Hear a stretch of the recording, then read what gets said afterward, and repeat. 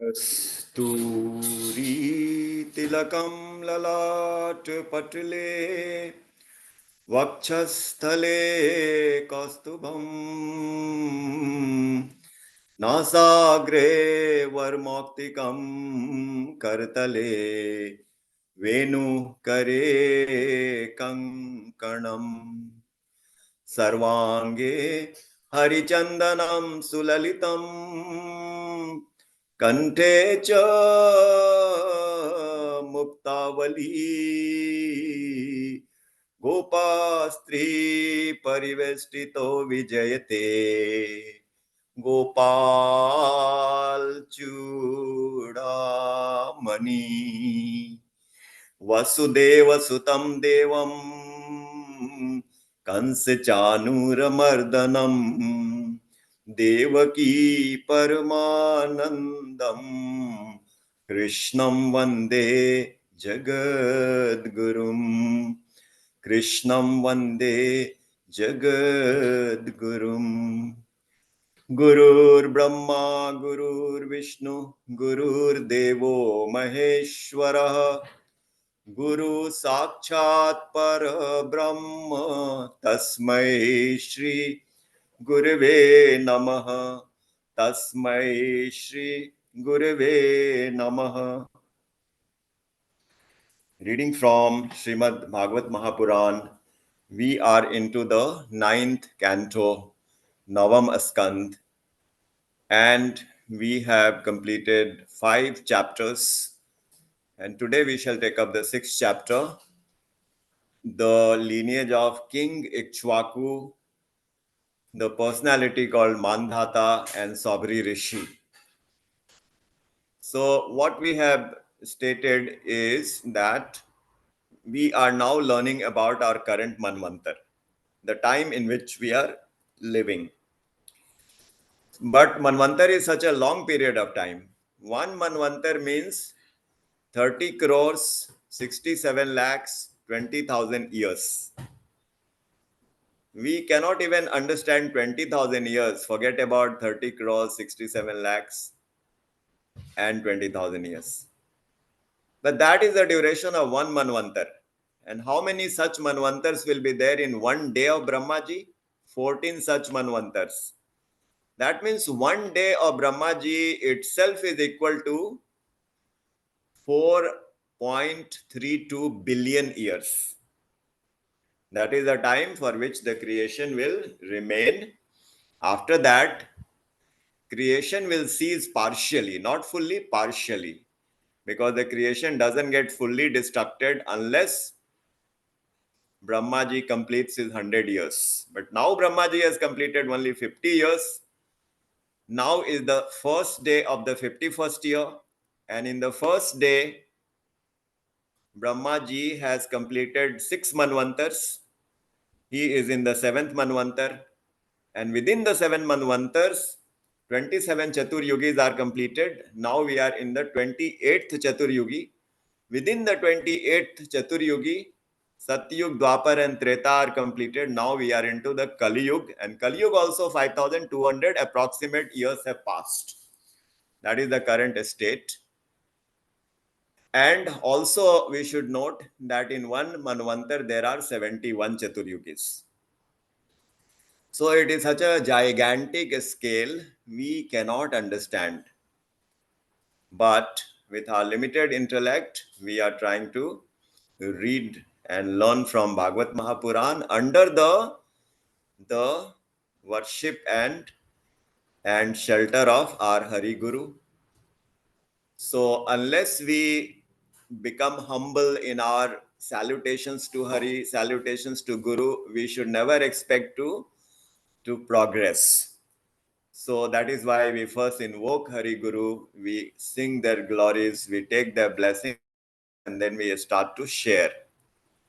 So in the first chapter in 9th canto, we read about Vavasvat Manu, who is the current Manu. He is like the number one in the hierarchy. He is the first personality, so to say, who is at the top. So, but whose son is Vavasvat Manu? He is the son of sun god Vivaswan. And whose son is Vivaswan? He is the son of Marichi Rishi. And whose son is Marichi Rishi? Marichi Rishi is the son of Brahmaji. So Brahmaji, Marichi Rishi, who is the Manasputra, his son Vivaswan, the sun god, and his son is Vaivasvat Manu.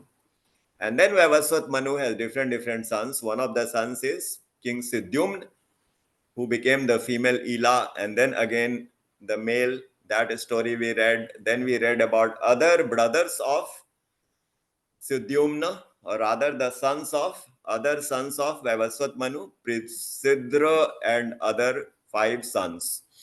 We learnt about the circumstances under which Sukanya got married to Rishi Chevan, Maharishi Chevan, and we also learnt about other king Sharyati, in whose lineage we learnt about King Nabhag and King Nabhag and his son Ambarish. And we learnt about the great devotee Ambarish he would use all his senses in the service of the Lord. But then he was tested by Durvasha Rishi. Durvasha Rishi, he used his weapon.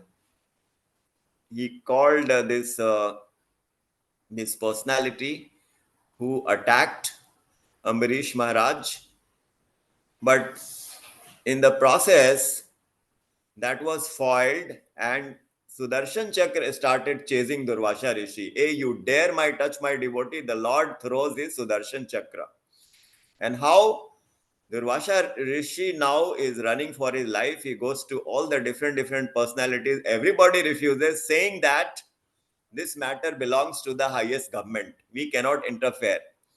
It is something like there is a ruling from the top leader, Prime Minister.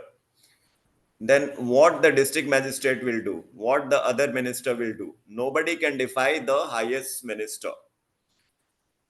So that's what we read in the 4th chapter and in the 5th chapter, how Durvasha Rishi had to come and beg for forgiveness. But when he begs for forgiveness, Ambarish ji gets very much kind of embarrassed that such an exalted personality is touching his feet and asking for forgiveness. All these stories we have read. Now we shall read the next chapter, which will be the life of King Ikshwaku, who is in whose lineage Lord Ramchandra appears. So under Ikshwaku, we will come across Harishchandra and all the other rishis who were involved in the avataran of Ganga, Bhagirath, then Anshuman, all these personalities we will learn. And below, under that, we will learn about King Dilip, then King Raghu, then King Aj, then King Dashrath, and then Ramchandra ji. So this is the Surya Vansh, because at the top is King Vivaswan. We talked about Bhagavad Gita Shlok number 1 in the 4th chapter. Aham Vivasvate Yogam Proktavanaham Abhyayam Vivaswan Manave Praha Manur Ikshwake Bravita. Shri Krishna is telling Arjun in the 4th chapter, 1st verse, that the knowledge which I am imparting to you, Arjun, I imparted this knowledge to King Vivaswan millions of years ago, a long time ago. King Vivaswan passed it on to his son, King Ikshwaku, and King Ikshwaku passed this knowledge to his son, Manu. So, Manu, aham vivasvate yogam proktavana vabhyam. Vivaswan passed it on to his son Manu, and Manu passed it on to his son Ikshwaku, right? So now we know the complete chain. And Mandhata is also one of the personalities. And why Sobri Rishi is coming in the picture? Because he used to meditate in the Yamuna river underwater. He was the greatest yogi of his times. But Maya is so strong, he saw the mating of two fishes and his mind became affected in the Kusang, and he also desired to have the marriage for himself. So he approached King Mandata. Those stories we will read, which is very interesting.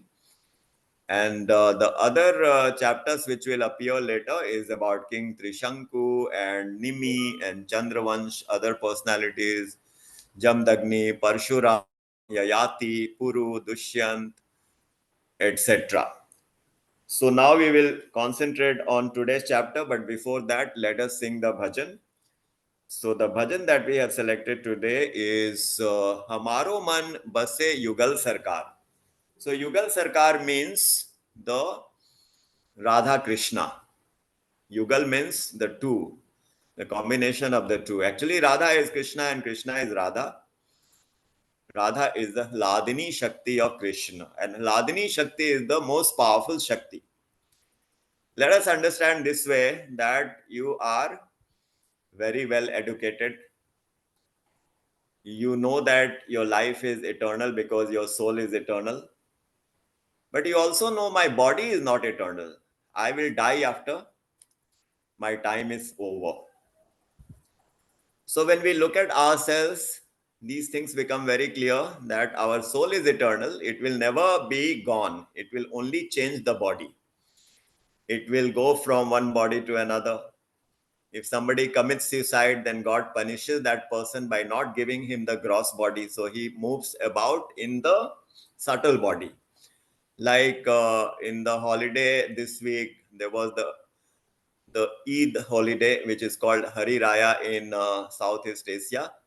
So I had gone to a place called Penang, which is 1 hour flight from Singapore. So I've been to Penang earlier also. So it's a very beautiful island.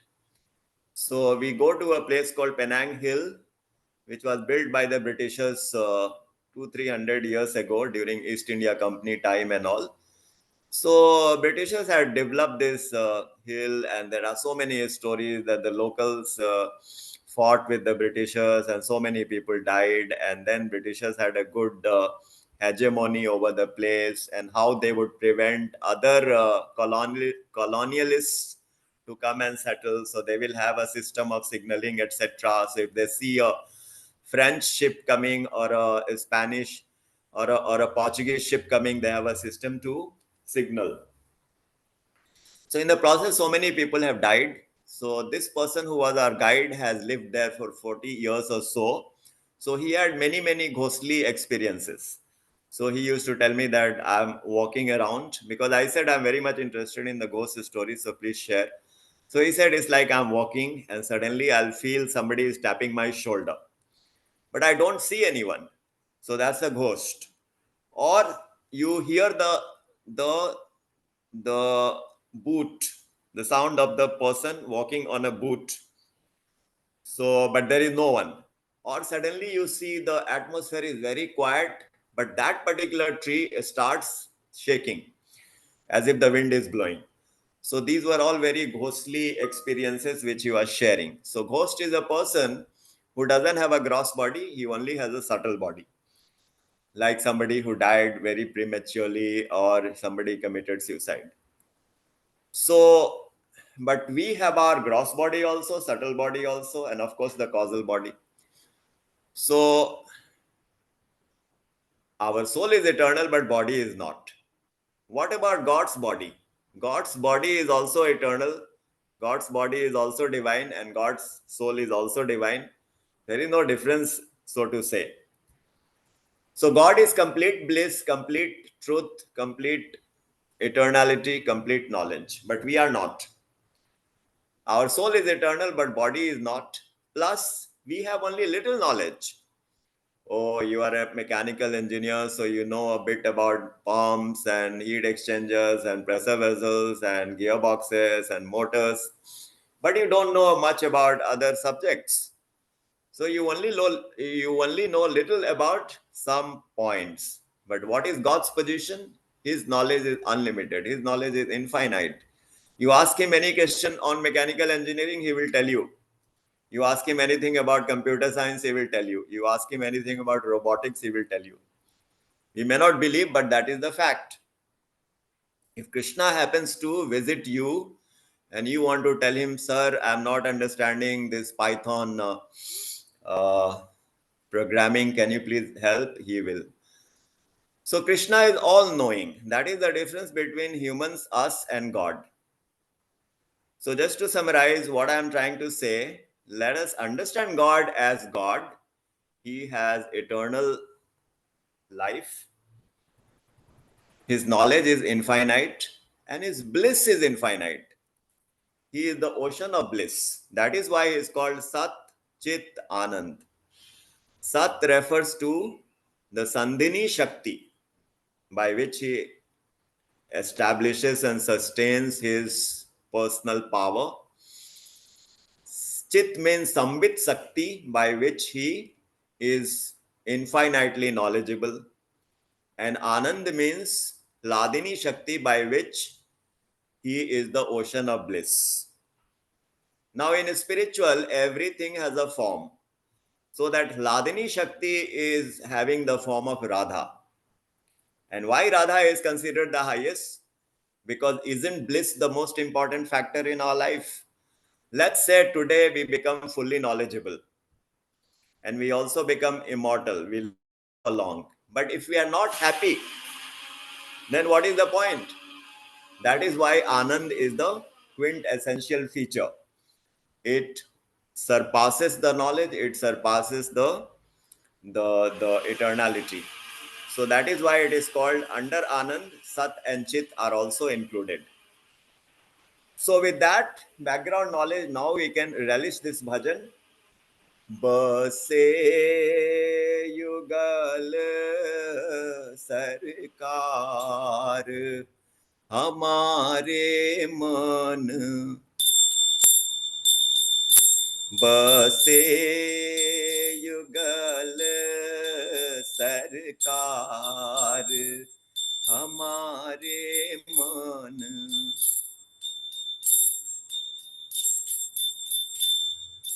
गौर बरनी वृषभानु नंदिनी गौर बरनी वृषभानु नंदिनी नील बरन रिजवार हमारे मन नील बरन रिजवार हमारे मन बसे युगल सरकार हमारे मन. Let me read the meaning.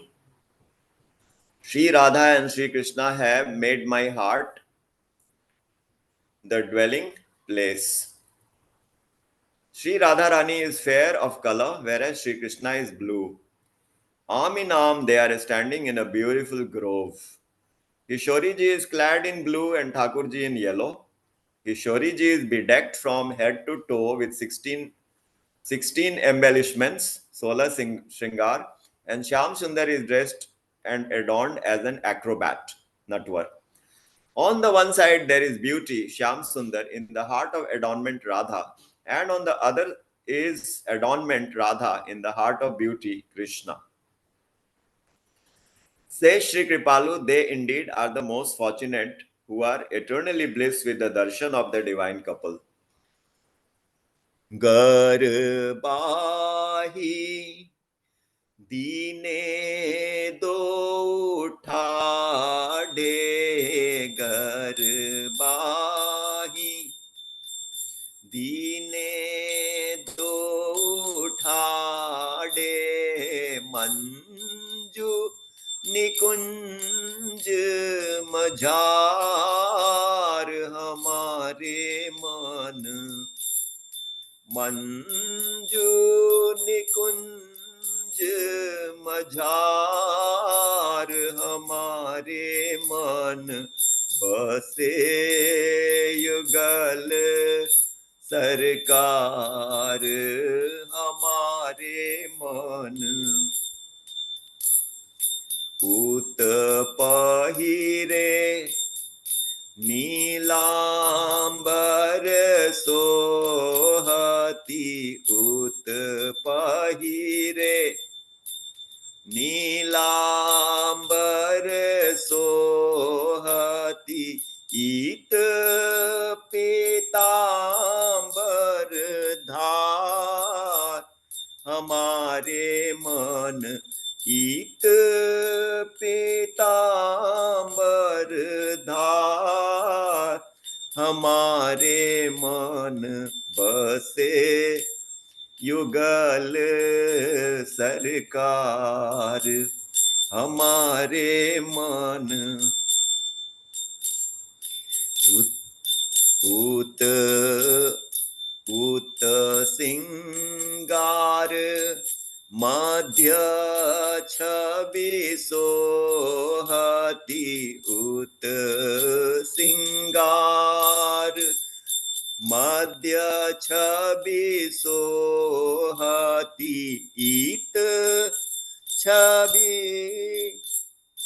इत छवि मदे श्रृंगार हमारे मन इत छवि मदे श्रृंगार हमारे मन बसे युगल सरकार हमारे मन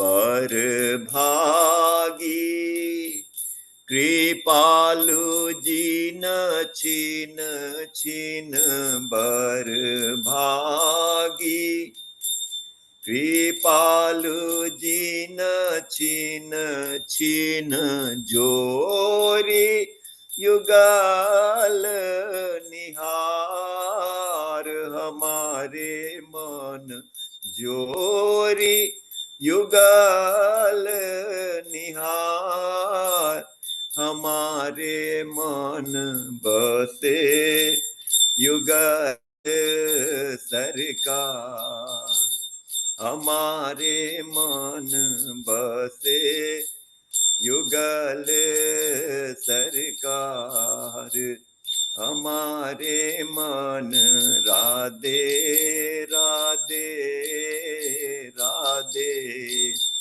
राधे राधे हमारे मन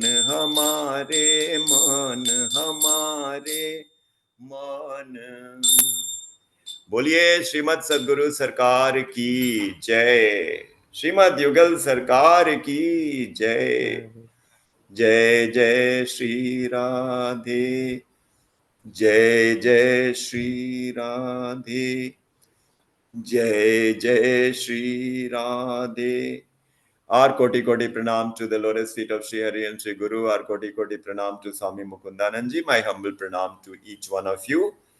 And now we shall read from Srimad Bhagavad Mahapuran, 9th canto, chapter 5, Sage Durvasa approaches King Ambarish. So I will read a few slides and then I will request the participants also to read.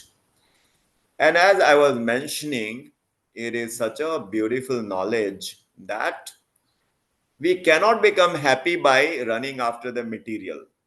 Why? Because that happiness which the material gives is temporary. It is unlimited. It is not unlimited. That means it is finite, and it is not chetan. It is jad. Like Rasgulla is not chetan. There is no chatanta in Rasgulla. You are consuming this material happiness is, but everything divine is is uh, is chetan, which is like sentient. It is permanent. It is ever increasing. Chetan means it is ever increasing. And it is unlimited.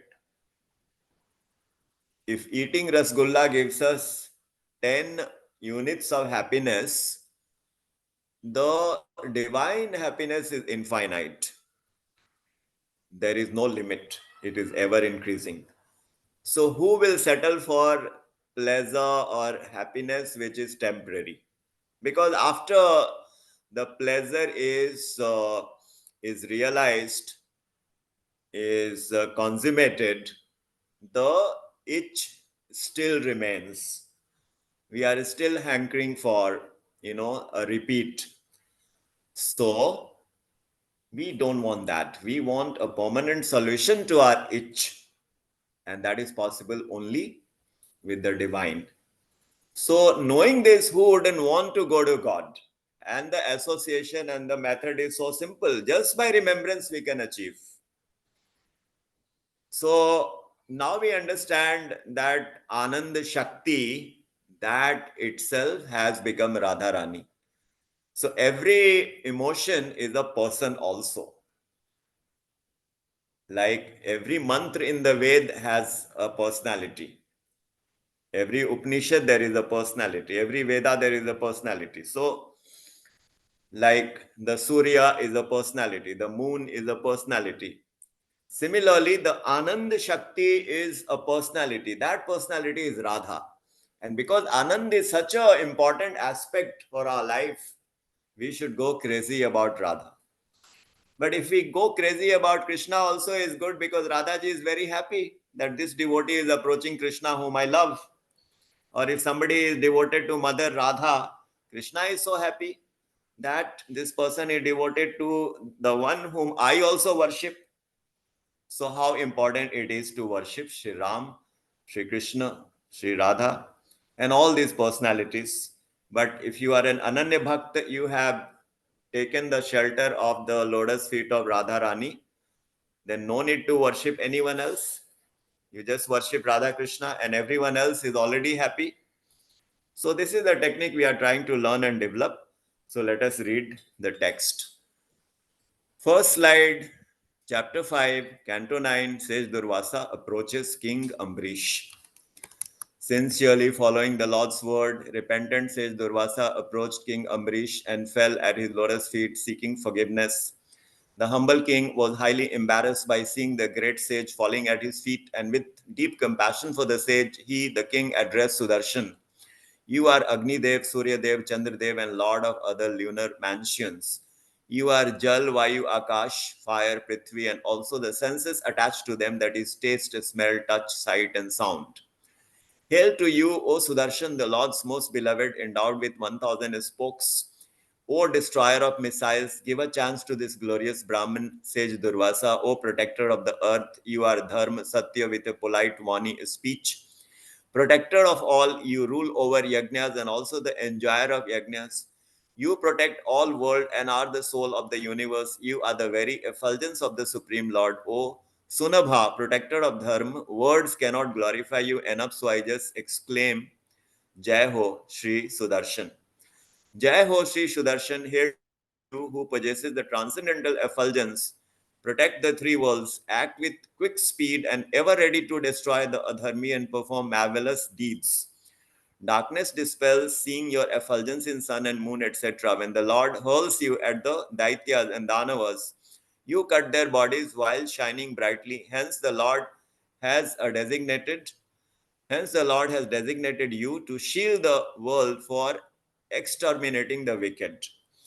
So, self-explanatory slide talking about the glories of Sudarshan Chakra. You can see in the picture Durvasha Rishi is falling on the feet of Ambarish Maharaj, who is very embarrassed that such a glorious sage has to do this, and he is telling he is glorifying the Sudarshan Chakra now. So, correct. So, the king is addressing Sudarshan, and that is what we read. Let us move to the next slide. And while I read, I request others to raise their hands who want to participate in the reading.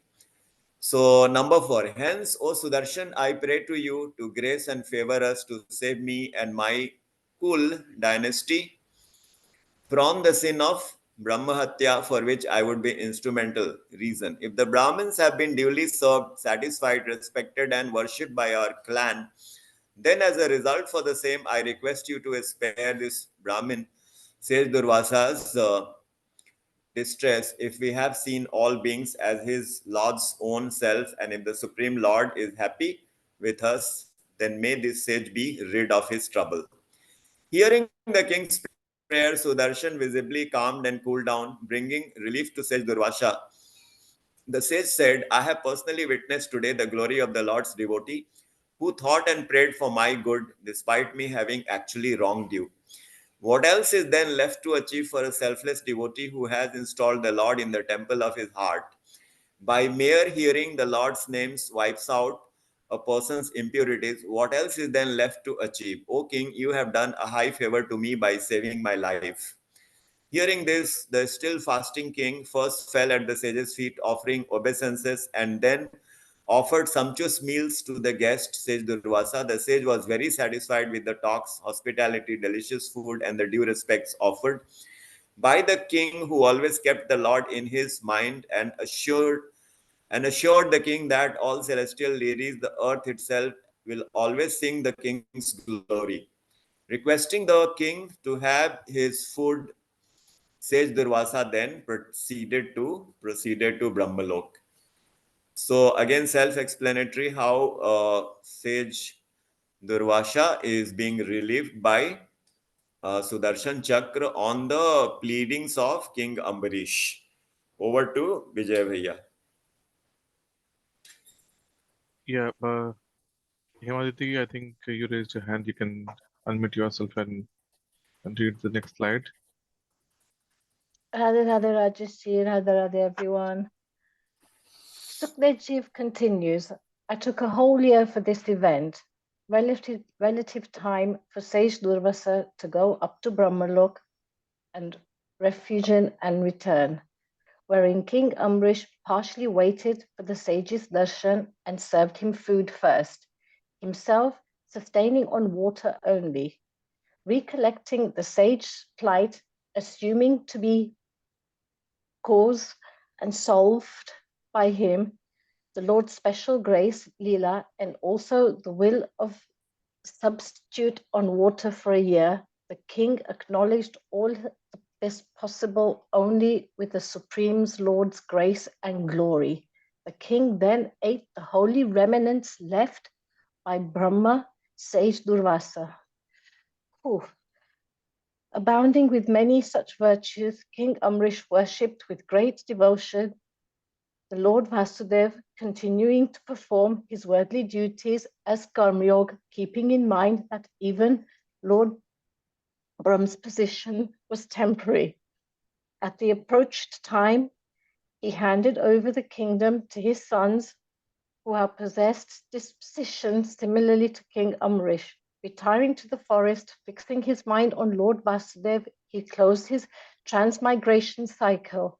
All people hearing and reciting this glory, scared story of King Amrish is qualified, eligible to be a devotee of the Lord.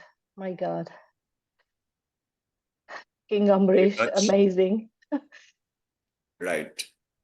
So we learned about how the sufferings of Sage Durvasa were mitigated by the prayers of King Ambarish, and how King Ambarish is now showing his respect to both Sage Durvasa and Sudarshan Chakra. Let us read the next slide. Sheila, do you want to unmute yourself? Yes, please. Thank you. Virup, Ketuman, and Shambhu were the three sons of King Ambarish, with Virup being the eldest, whose son was Prushdwasha,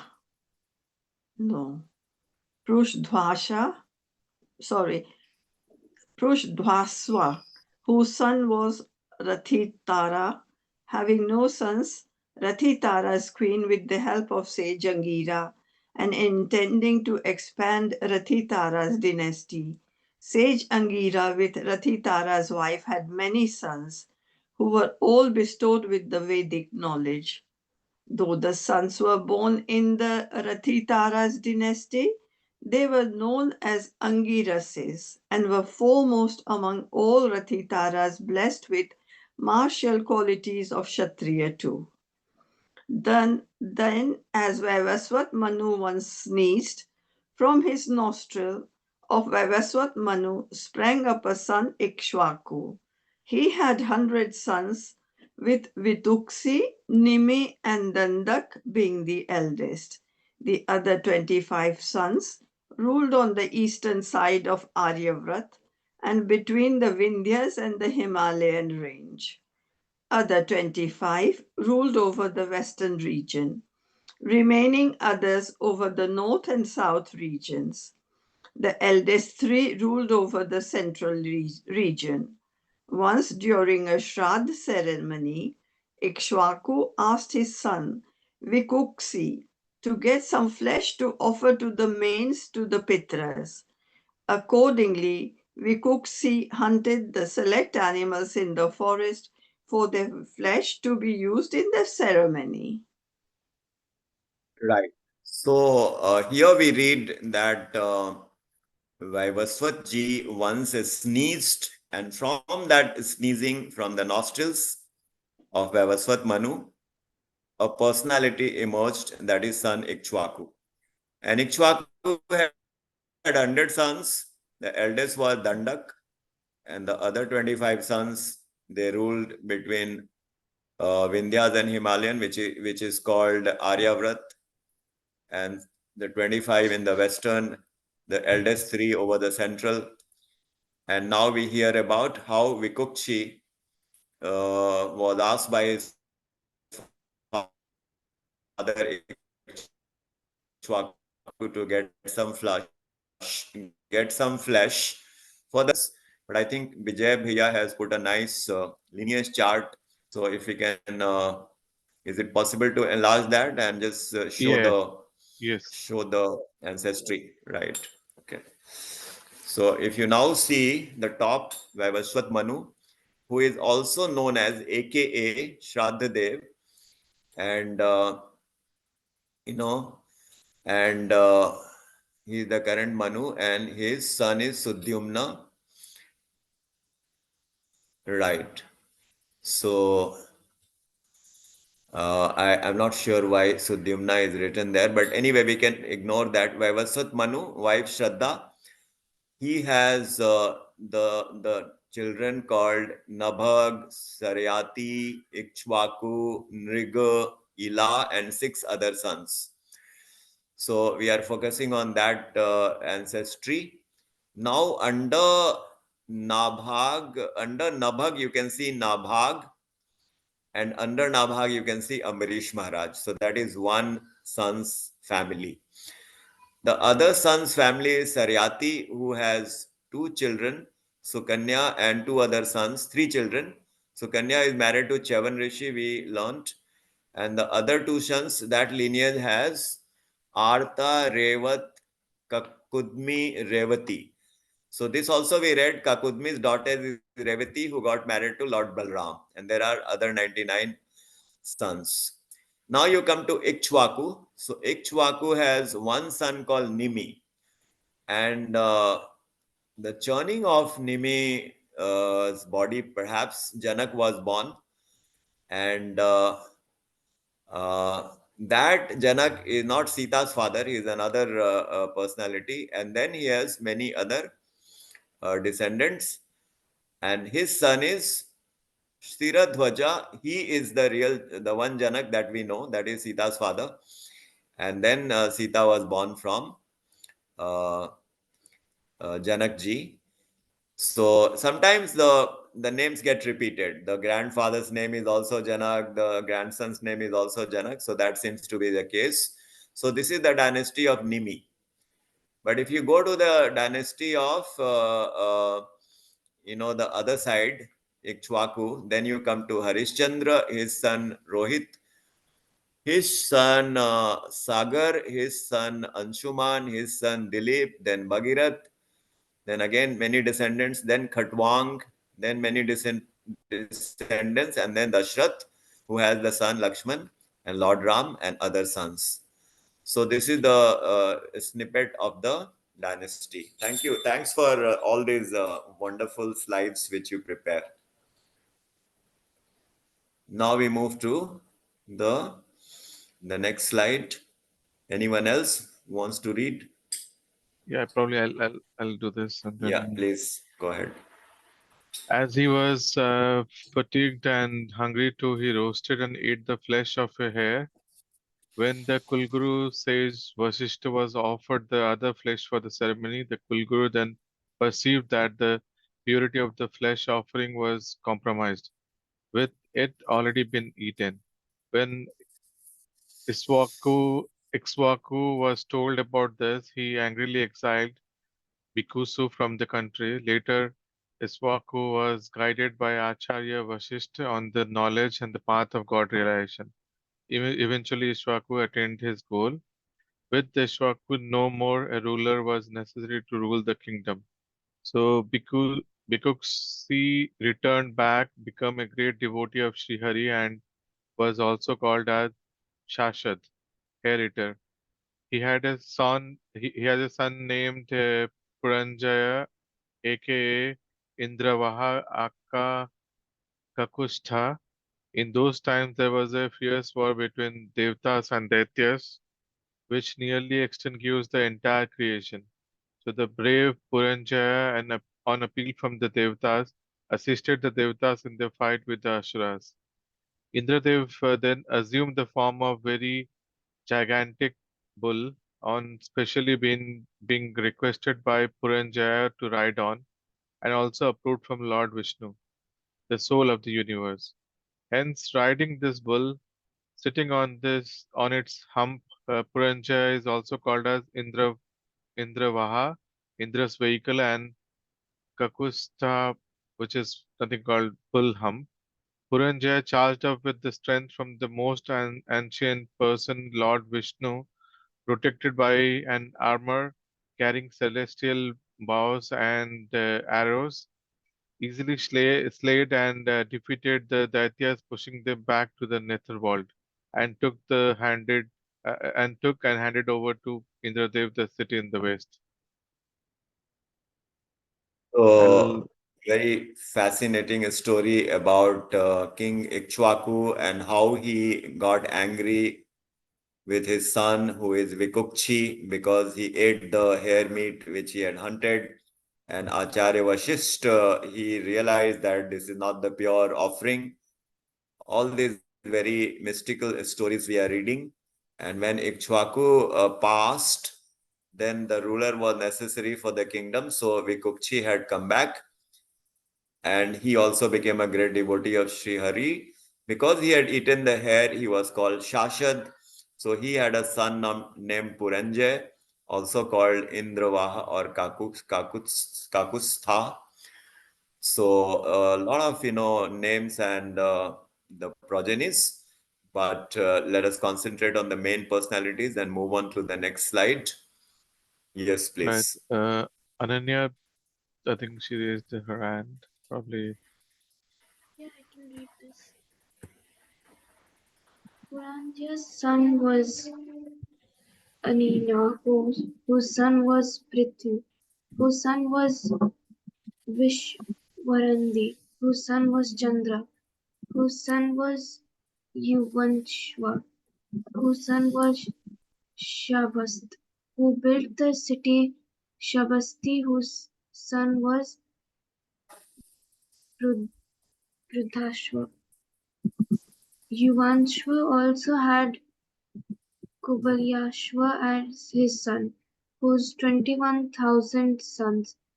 The Govalshvas, to oblige sage Utanka, killed demon Dhundu, and so were also known as Dhundumar. The demon emitting fire from its mouth killed all Dhundhumar except for Drush, Drudashva, Kapilashva and Bhadrashva.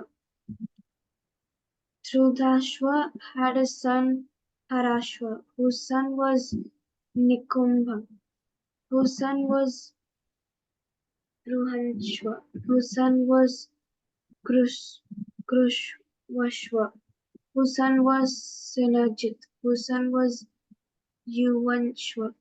Yuvanshva, with a desire to get sons, went to a ashram with his 100 wives to conduct a yagna. The sages in the ashram kept aside a pitcher with water, which was sanctified by mantras and texts, to be had only the main queen after the following day yagna. In the night, parched with thirst, King Yuvanshva, seeing the sages asleep, drank the holy water of the pitcher. Radhe Radhe. Radhe. So this is again a detailed account. We can read on our self-study. Let's move, considering the time constraint. Yeah, Riyat, you want I to can read read it if anyone else isn't wanting to, please.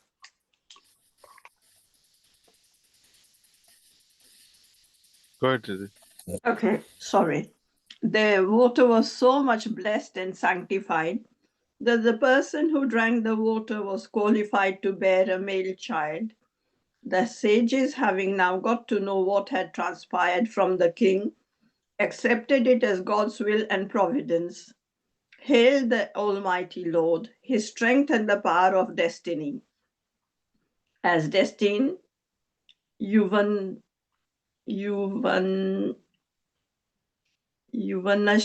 then delivered a male child after 9 months through his pelvis. The sages were worried as to how the infant child would be fed. Indradev then offered his thumb dipped in the nectar, Mamdhata, for the babe to suckle, and hence the baby came to be known as Mandhata. Yuvanashva survived the childbirth with the Brahmans and the Lord's grace, and attained final beatitude in the ashram itself. Mandhata ruled over the entire world. Indradev also named him as Trasadasyu, terror to miscreants, who terrified Ravan too. Being supremely blessed, Mandhata ruled the entire globe with Dwipas. He conducted many yagnas, glorifying the Supreme Lord, very liberal with the dakshinas to the Brahmins. The materials, texts, procedures, the sacrifices, yajman, the priests, dharma, fruits, place, and time, all of the yagnas and the universe itself are in fact representing the body of the Divine Lord. Thank you so much. So here is the story of King Mandhata, who was born from this very mystical, the nectar which Yuvanashva had consumed. And so he did not have access to the milk. So the sage put his thumb and dipped in nectar that was fed to the baby. So all this we read, and now let us move to the next slide. Okay, so it is with such sacrifices Mandhata worshipped the Supreme Lord.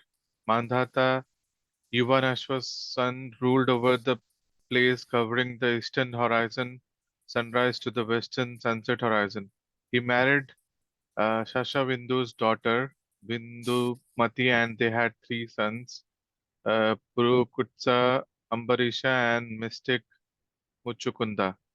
Mandhata also had 50 daughters who all sought and married sage Saubhri. Rishi Saubhri, an expert in Rig Veda, was an accomplished yogi practicing severe austerities sitting in the bed under the water of river Yamuna. During one such dhyana in the water, Brahmana Sabri got distracted by the coupling of two fishes in the water. Intensely longing and craving for the same desire shown by the fish, he approached King Mandhata desiring to marry one of the 50 daughters of the king. The wise king asked the sage to come next day, where one among his 50 daughters would willingly choose the Brahmana in marriage. Accepting, the sage perceived that this was the king's ploy to avoid insulting the old, wrinkled, gray-haired, trembling sage by directly refusing his wish to give any one of his daughter in marriage. With his yogic powers, the sage transformed himself into a handsome young man overnight. However, when he was presented in front of 50 daughters for any one singles like, all the 50 daughters quarreled among themselves with all wanting to marry him. Again, then with his yogic power, he created 50 forms of himself for each daughter and had 100 sons from each, staying in 50 opulent mansions overflowing with material extravagances.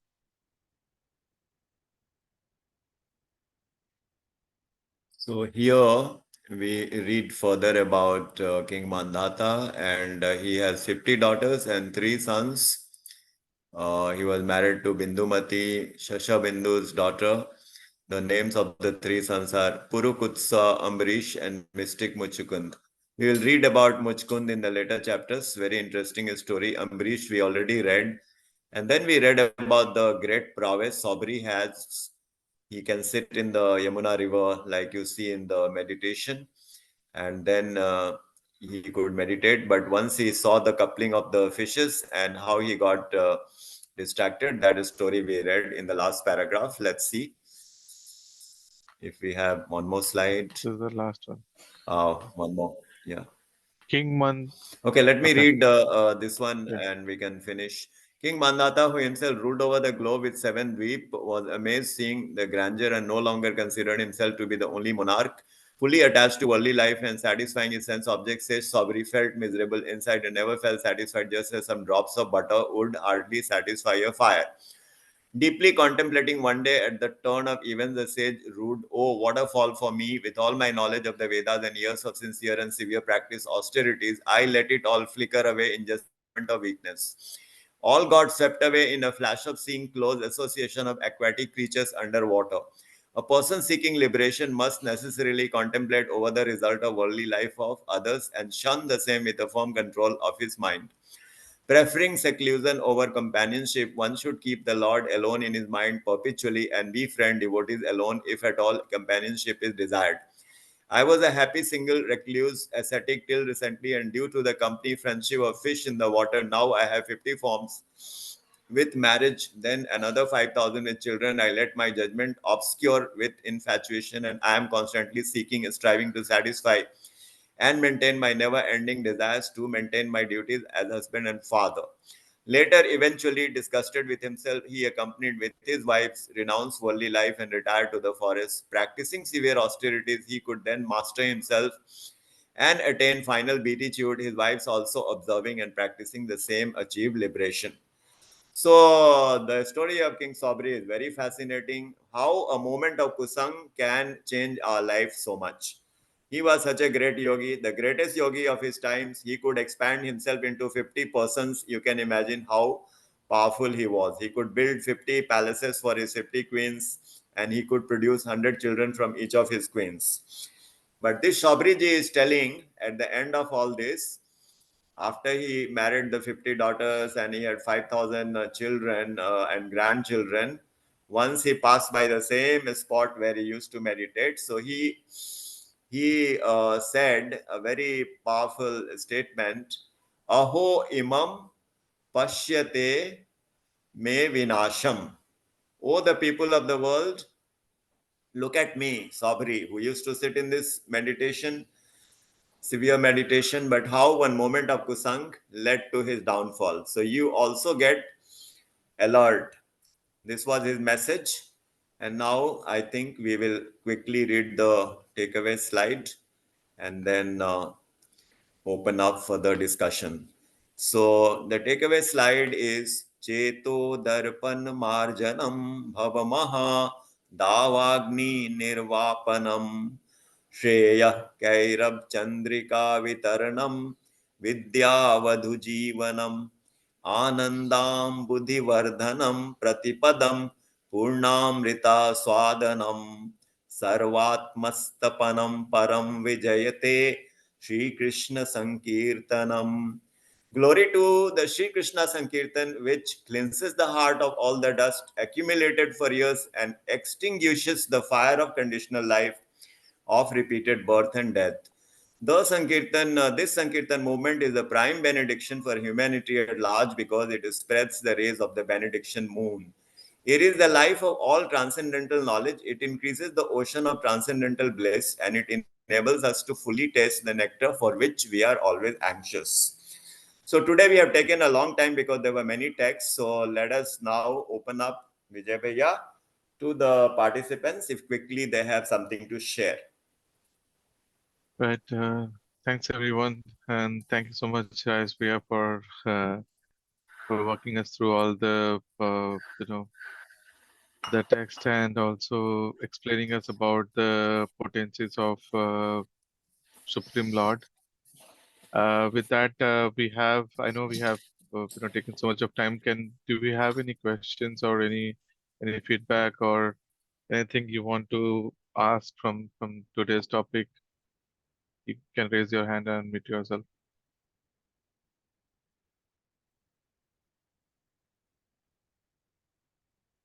Yes, Smita Didi. Go ahead and unmute yourself. Radhe Radhe भैया। Yes. सबसे पहले तो आपको बहुत बहुत धन्यवाद हमारी आस्था को इतना प्रगाढ़ और मजबूत बनाने के लिए। हरि गुरु के प्रति हमारी जो श्रद्धा और भक्ति है वो दिन प्रतिदिन आपके सत्संग के कारण बहुत ही मजबूती से बंध गया है उन लोगों से। और आज के प्रकरण में जो आपने शुरुआत में कहा कि राधा रानी के प्रति अपने मन को केंद्रित करो और सारे भगवान आपके साथ हैं।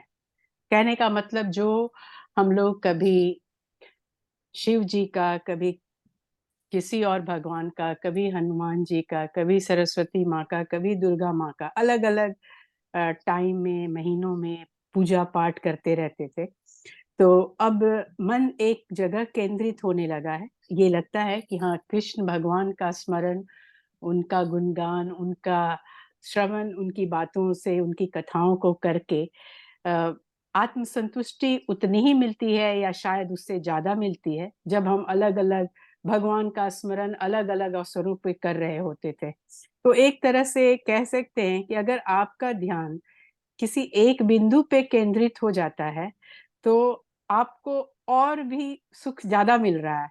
ऐसे आपका मन एक तरह से भटकाव में था, कभी इनको, कभी उनको, कभी उनको, लेकिन अभी एक भावना बहती है कि सब लोग वही हैं, उन्हीं से सबका आगे विस्तार हुआ है।